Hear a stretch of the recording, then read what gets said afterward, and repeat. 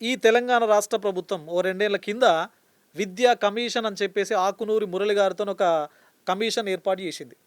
వారు ఈ మధ్యలో ఒక రిపోర్ట్ కూడా ఇచ్చారు. ఆ రిపోర్టు అది సత్యదూరంగా ఉంది. ఇంప్రాక్టికల్ చాలా మట్టుకు అందులో చాలా అంశాలు, కొన్ని ప్రాక్టికల్ అంశాలు ఉన్నాయి. మొత్తమే నేను ఇంప్రాక్టికల్ అనట్లేదు.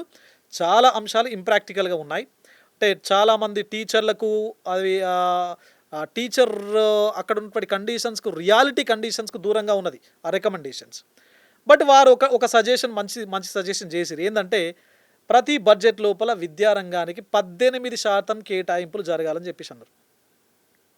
అంటే తెలంగాణ ప్రభుత్వమే నియమించినటువంటి కమిషన్ అది. వాళ్ళు ఇచ్చినటువంటి రిపోర్ట్‌లో కూడా 18% కేటాయింపులు జరగాలి విద్యాశాఖ రంగానికి అని చెప్పేసి చెప్పారు. మరి స్వయాన ముఖ్యమంత్రి గారే విద్యాశాఖ మంత్రి. మరి తన శాఖకే 8.2% కేటాయింపులు జరిపితే ఇగ ఎట్లా విద్యాశాఖ ముందుకెళ్తదండి? మనం కేరళతోని పోటీ పడాలా. కేరళతోని అక్కడ ఉన్నటువంటి మోడల్స్ ఏమున్నాయి, అక్కడ ఎలాంటి రిఫార్మ్స్ జరిగినాయి విద్యాశాఖ లోపల, కనీసం అక్కడికి ఒక స్టడీ టీమ్‌ను పంపి ఆడ స్టడీ చేసి అక్కడున్నటువంటి మనకు అంటే అక్కడున్నది యాజ్ ఇట్ ఈస్‌గా మనకు ఇంప్లిమెంట్ చేస్తే ఇక్కడ రిజల్ట్ రావచ్చు రాకపోవచ్చు. మనకు బిఆర్ అంబేద్కర్ గారు ఉన్నారండి. బిఆర్ అంబేద్కర్ గారు కాన్స్టిట్యూషన్ ఆఫ్ ఇండియా అని రాసిర్రు.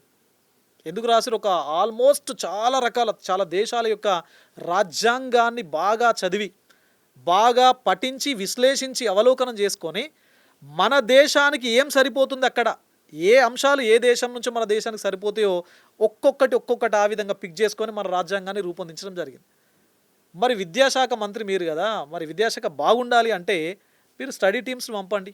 సౌత్ కొరియాకి పంపండి, చైనాకి పంపండి, యూరోపియన్ నేషన్స్‌కి పంపండి, మన దేశంలో కేరళకు పంపండి. పంపి స్టడీ చేయమని చెప్పండి. ఇక్కడ దాన్ని ఇంప్లిమెంట్ చేయండి. మంచి అవుట్‌కమ్స్ వస్తాయి కదా. అవి అవుట్‌కమ్స్ రావాలంటే బేసిక్‌గా ఫస్ట్ నువ్వు బడ్జెట్ అలొకేషన్ పెంచండి అని చెప్పేసి అంటున్నా నేను. 15% అన్న మీరు బడ్జెట్ అసలు అలొకేట్ చేయనప్పుడు మీరు ఎలాంటి మార్పులను ఆశిస్తారు? ఆ మార్పులు ఎట్లొస్తాయి?